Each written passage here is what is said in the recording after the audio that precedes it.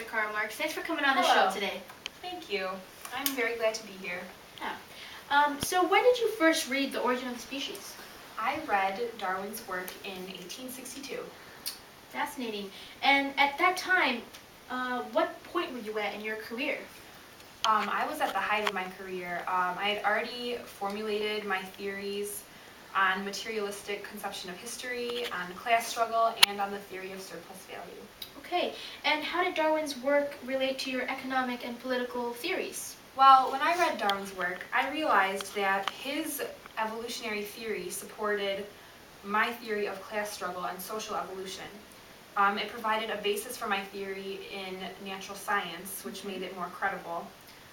And the way this relates to my theory of class struggle, my theory says that changes in society or social evolution are caused by struggles between economic classes, the two main ones being the bourgeois, who are the owners, the rich people, and the proletariat, who are the workers.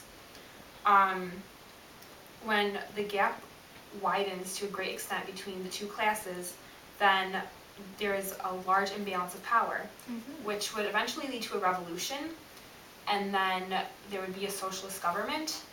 Eventually, all the classes would even out, and there would be no need for a government at all. It would be classless communism. So this social evolution can be compared with Darwin's biological evolution. All right, fascinating.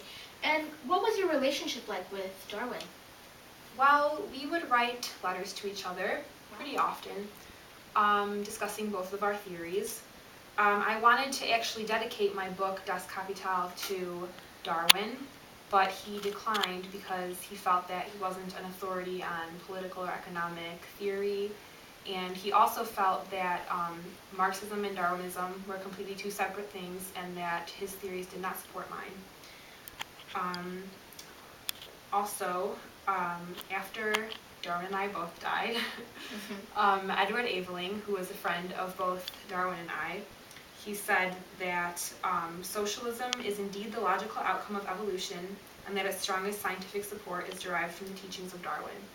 So he kind of fused both of our ideas together into his own. Fascinating. Well, thank you for being on the show today.